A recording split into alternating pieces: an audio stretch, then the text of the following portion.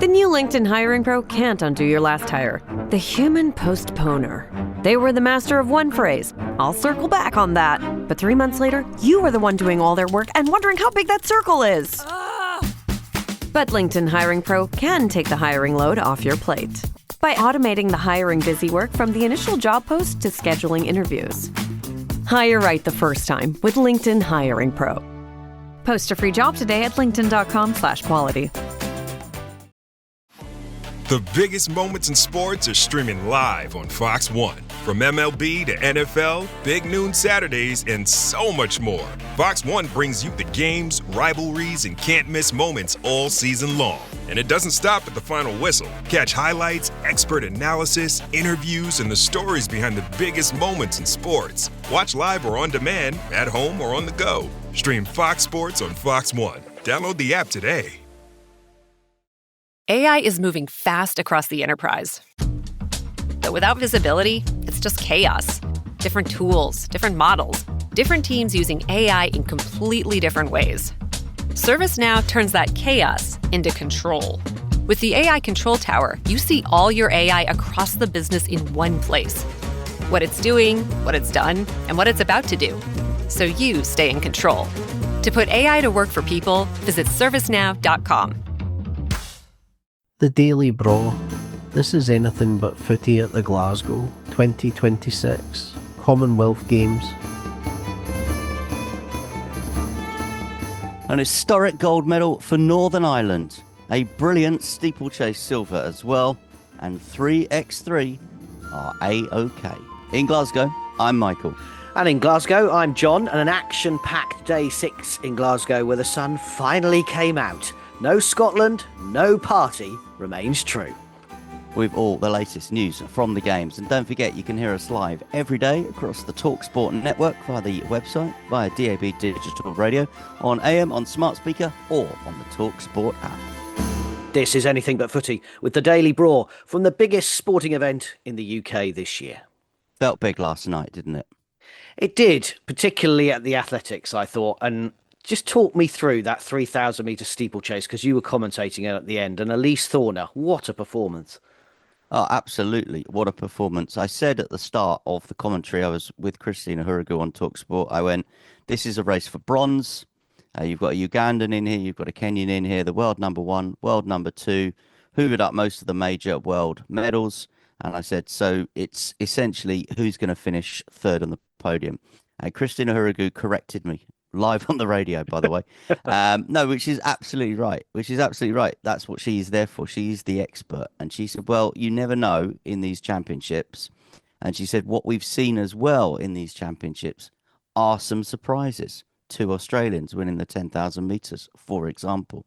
She said, so I would not write off somebody else coming and maybe dividing, maybe splitting, or maybe getting ahead of the world number 1 and the world number 2 from Kenya and Uganda.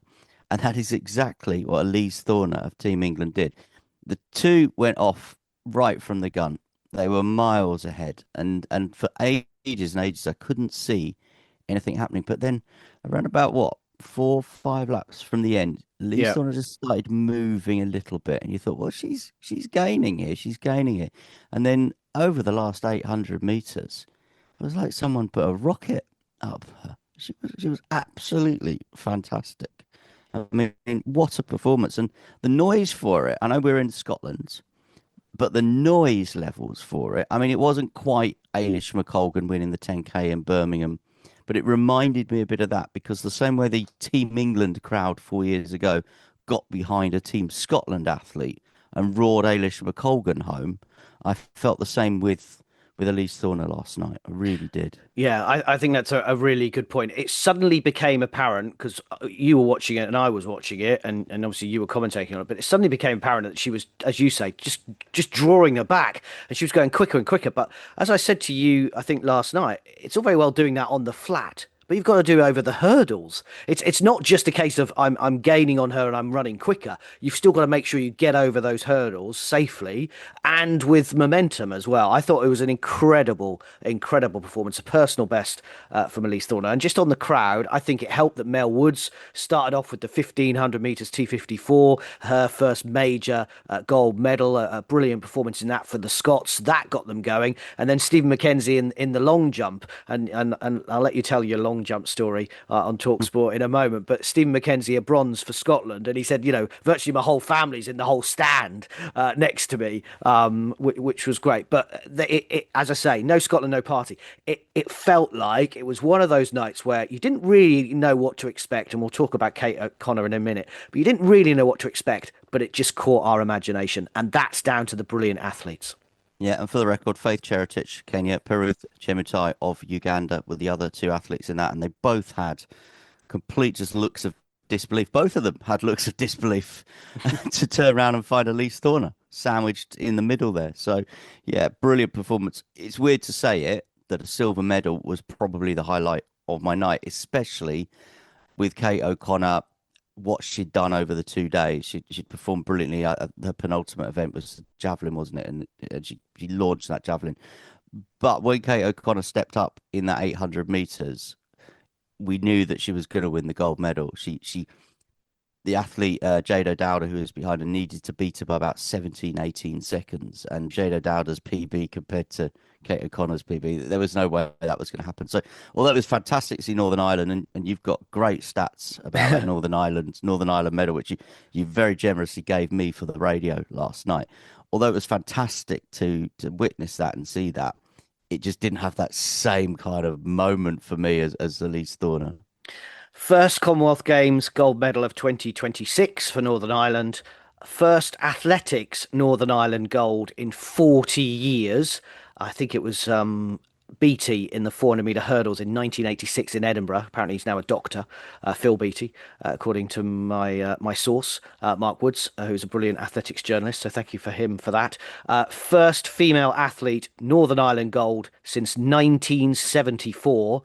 A certain famous Mary Peters, and only the second ever female to have ever won gold in athletics for Northern Ireland. That is Kate O'Connor, and I gave her those stats, and she was a bit kind of rabbit in the headlights with them. And then we carried on having a conversation, talking about how she'd performed and how she worked hard, and she'd spoken to her dad, who's a coach, and just really made sure, as you say, that she launched that javelin with a games record, a best as it's called in heptathlon, over 52 meters. And but then we talked about those stats, and she said, look, actually I probably do need to enjoy the fact and understand my kind of place in history a bit. And I finished my interview with her with Kate O'Connor, History Maker, which I think is ultimately what she did last night. Just quickly tell us the long jump story. You were live on talkSPORT and someone said to you... Yeah, live on talkSPORT with a man called Greg Rutherford, who actually began his 2014 long jump gold medal winning campaign at the Commonwealth Games in Glasgow exactly 12 years ago yesterday. So long jump in 2014 happened across 2 days. So he had to qualify, say, exactly 12 years ago. So today, as we speak, is exactly 12 years since he won his gold medal. And the long jump, obviously, Stephen McKenzie of Scotland launched a great jump, put himself into medal contention.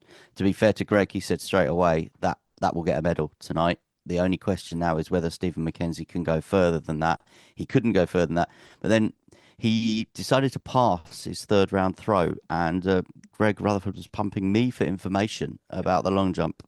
I said on the radio, I've got to be honest, Greg Rutherford asking me for intel on long jump was not on my bingo card for 2026.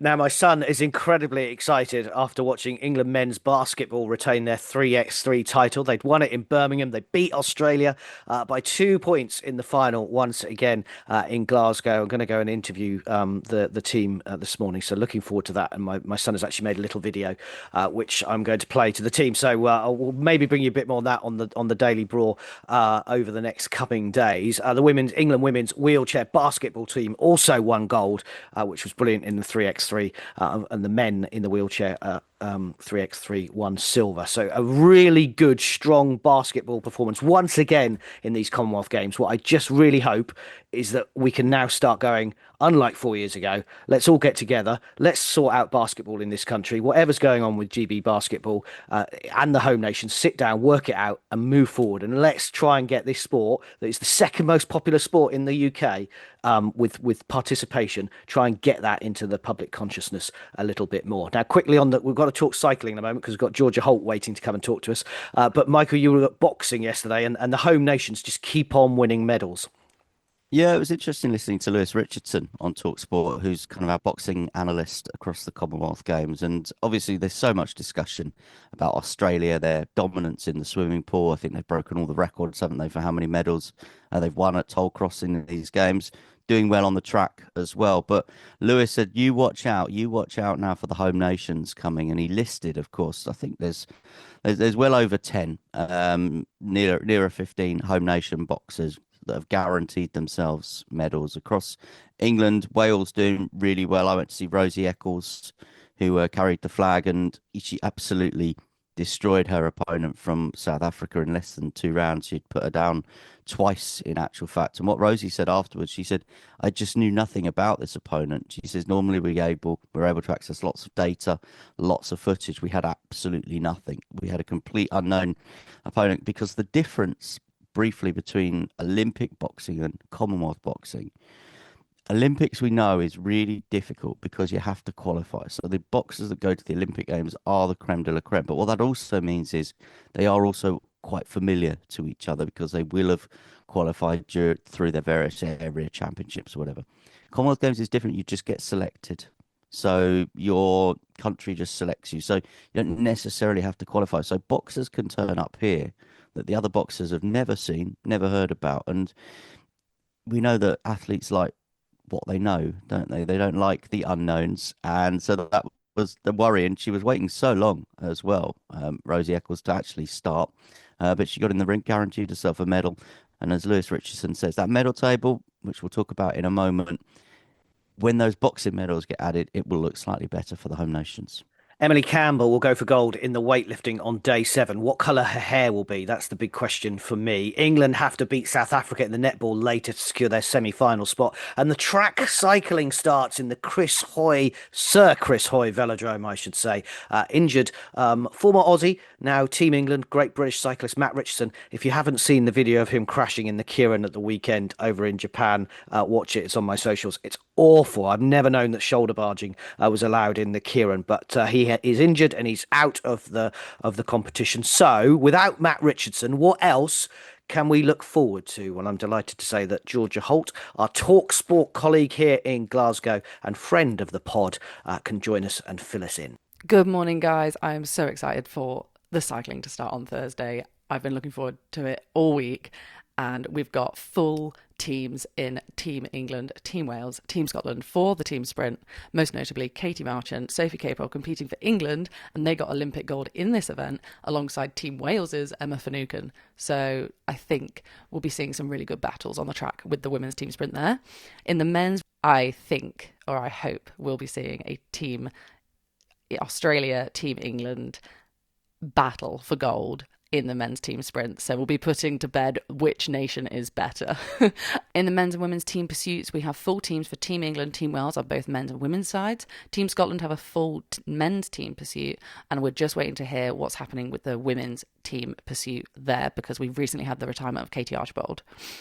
In the men's as well, there is a really hot competition. I'm expecting to see a Team England medal, and it would be amazing to see a Team Wales or a Team Scotland medal, but they've got hot competition against the Aussies and the Kiwis, and the Kiwis did have a crash yesterday in a training session, so hopefully they're not too battered, and we'll be expecting to see some really good performances from them there. Additionally, we have the para events. This is a big extended para program on the track at the Sir Chris Hoy velodrome this time. And we've got Neil Facky on the tandem. He's come out of retirement so he can compete in front of his home crowd in Glasgow. And if he wins a medal, he will be the joint most successful Team Scotland Commonwealth Games athlete. So he's got some hard work to put in, because there'll be Matt Rotherham and James Ball on the Welsh tandem to try and stop him getting any medals. And if you're waiting to hear the Flower of Scotland, we have a very, very strong chance with Finn Graham competing in the C1-3 men's category. He has been team individual pursuit world champion before in these events. So I think if you're going to hear Flower of Scotland, the Sir Chris Hoy Velodrome's roof will blow off, but it'll be because of Finn Graham. So that's Georgia Holt, Commonwealth Games silver medal winning cyclist, world champion cyclist, and talkSPORT reporter here at Glasgow 2026. We're a record 76 medals, 37 gold, 16 silver, 23 bronze. Capped a historic Glasgow 2026 for the Dolphins. Mentioned this earlier, and they've broken Australia's previous Commonwealth Games swimming record in emphatic fashion. So the Aussies, 103 medals. They won 23 yesterday, at 2 more than the day before, 47 gold. Canada, 14 golds, 39 in total. England have got 56 medals in total now, and England have got 12 golds. And the host nation, Scotland, 9 golds, 15 medals. This is the Daily Braw from Glasgow. Thank you. And remember to catch us across the talkSPORT network every day. And do check out our socials by searching for Anything But Footy. This is Anything But Footy at the Glasgow 2026 Commonwealth Games.